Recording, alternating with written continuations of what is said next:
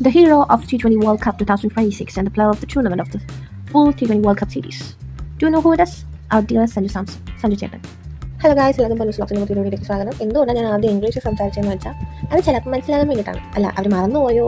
സഞ്ജു സാംസൺ ആയിരുന്നു player of the tournament എന്നും പുള്ളിയാണ് അവസാനത്തെ നിർണായകമായ 3 മത്സരങ്ങളിൽ അടിപൊളി ഇന്നിംഗ്സ് കളിച്ച് ഇന്ത്യ ജയിപ്പിച്ചെന്ന് അവർ മറന്നു പോയിട്ടുണ്ടെങ്കിൽ ഓർമ്മിപ്പിക്കാൻ വേണ്ടിയാണ് ഞാനത് പറഞ്ഞത്.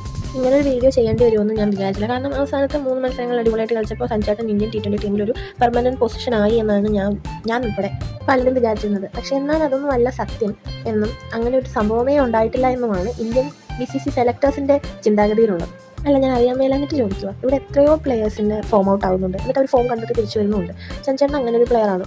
പുള്ളിയുടെ ഫോം കണ്ടെത്തി തിരിച്ചു വരും. പക്ഷേ ഇപ്പോഴും ഫോം കണ്ടെത്താൻ പറ്റാത്ത കുറേ പ്ലെയേഴ്സ് ഇന്ത്യൻ T20 ടീമിലുണ്ട്. അവർക്ക് നിങ്ങൾ ചാൻസ് കൊടുത്തോണ്ടേ ഇരിക്കുമല്ലേ. ഒരു 2 കളി മോശമായപ്പോഴത്തേക്കും പുള്ളിനെ പിടിച്ച് ബെഞ്ചിലിരുത്തുന്ന പരിപാടി അത്ര നല്ല പരിപാടിയൊന്നുമല്ല. അടുത്ത സിംബാബ്വെ ടൂറിലുള്ള T20 ടീമിൽ സഞ്ജുചേട്ടനില്ല. പറയുന്നത് റെസ്റ്റ് കൊടുത്തിരിക്കുമെന്ന്. നിങ്ങൾ റെസ്റ്റ് എന്ന് ഉദ്ദേശിക്കുന്നത് എന്താണെന്നൊക്കെ മനസ്സിലാക്കാനുള്ള ബോധമൊക്കെ ഞങ്ങൾക്ക് എല്ലാവർക്കും ഉണ്ട്. ന്യൂസ് കേട്ട് കഴിഞ്ഞപ്പോൾ ആസ് എ ക്രിക്കറ്റ് ഫാനിന് ഭയങ്കര സങ്കടം വന്നു. അപ്പോൾ ഞാൻ ആഗ്രഹിച്ചു ഇന്ത്യ ഈ T20 സീരീസിൽ ഒന്ന് തോൽക്കണം.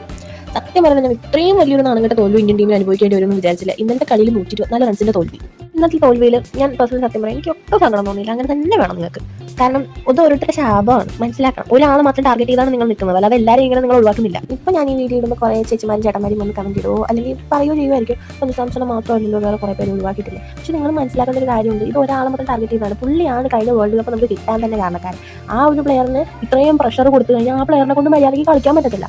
അല്ലാതെ പുള്ളി കളിക്കാനായിട്ടല്ല. നിങ്ങളത് ഫസ്റ്റ് മനസ്സിലാക്കണം. ബാക്കിയുള്ള പ്ലെയേഴ്സിന് കിട്ടുന്നതിൻ്റെ 1% പോലും പുള്ളിക്ക് ചാൻസ് കൊടുക്കുന്നില്ല അവർ.